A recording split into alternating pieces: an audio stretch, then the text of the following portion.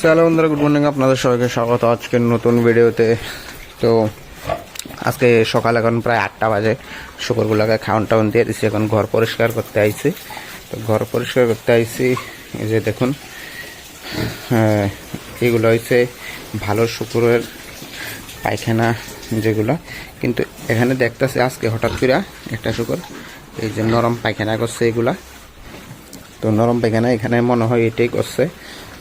এটারে পায়খানা করতে দেখছি শক্তই করছিল, ওইটা মনে হয় নরমটা করছে। তো এটা হচ্ছে আমার ফার্মের সবচেয়ে আলস্য শুকর, যেটা বয়া বয়া খায় সবসময়।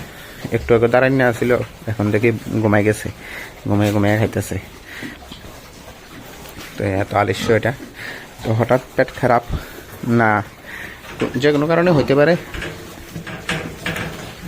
ওষুধ দিছি, দেখি কালকে হয়তো বা ঠিক হয়ে যাবো, আজকে ঠিক হয়ে যাব কি হয়।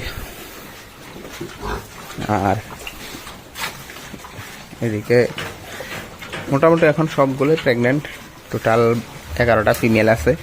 11টার মধ্যে 9টে প্রেগনেন্ট কনফার্ম, আর 2টা বাকি রয়েছে। এখানে একটা আর এখানে একটা, যেটা ঘুমাই রয়েছে এটা একটা, আর এই চিকনটা এই সাইডের, এই 2টা ছাড়া বাকি সব প্রেগনেন্ট। এটা 18 দিন পরে বাচ্চা দিব, 15-20 দিন পরে, 17-18 দিন মেবি হবে বাচ্চা দেব। আর মেলটারে ওই সেটে রুমে নিচে গিয়ে এখন বাড়ির যে ফার্মটা আছে ফার্মের ভিডিওটা দেখাইতেছি আপনাদের। প্রত্যেক দিন ভিডিও করা হয় না, তো যখন টাইম পাই তখন একটু ভিডিও করে দিই। আজকে একটা প্রবলেম দেখলাম, যার জন্য ভিডিওটা করে দেওয়া, নাহলে আজকে ভিডিও করা হলো নাহলে। আর যারা যারা এই মাসের ট্রেনিংটা করতে চান, অবশ্যই নিচে দেওয়া স্ক্রিনে দেওয়া হোয়াটসঅ্যাপ নাম্বারে যোগাযোগ করতে পারেন। আর এই মাসে ট্রেনিংয়ে বিশেষ আকর্ষণ আর নতুন একটা যোগ হবে, যে আমরা নিজে এখন ওটা ট্রেনিং করতেছি একটা জায়গায়। শুকর যে তাহলে ফার্ম হইতেছে, ফিউচারে মাংস যদি সেল না হয়, ওই মাংসটাকে প্রসেসিং করে কি কি করা যায় ওই বিষয়গুলা আমরা এই মাসের ট্রেনিং থেকে নতুন যুগ হইব। যারা আগে করছে তারা আমরা যে গ্রুপ আছে ওই গ্রুপে ভিডিও দিয়ে দেওয়া হইব। যারা নতুন করব তারা শিখিয়ে দেওয়া হইব।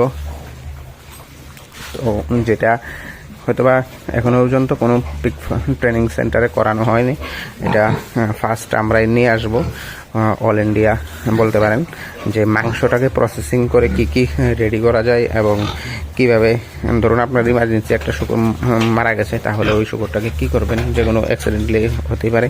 আমরা অনেক সময় রেট পাই না বিক্রি করার জন্য, তো সেই জন্যই সেই মাংসটাকে কি করবেন আপনি 1 মাস 4 মাস 3 মাসও যাতে রেখে দিতে পারেন, ওই মাংসটাকে প্রসেসিং করে কিভাবে করা হয় এবং কী কী প্রোডাক্ট বানানো যায় ওই মাংসটা দিয়ে, সেই বিষয়গুলো ট্রেনিংয়ে শেখানো হবে। তো ট্রেনিংটা করতে চাইলে আর বাকি যে বিশেষ আগেরগুলো আছে ওইগুলো তো করানো হবেই। তো যদি ট্রেনিং কেউ করতে চান অবশ্যই যোগাযোগ করতে পারেন। তো ধন্যবাদ আপনারা সবাইকে ভিডিওটা লাস্ট অবধি দেখার জন্য।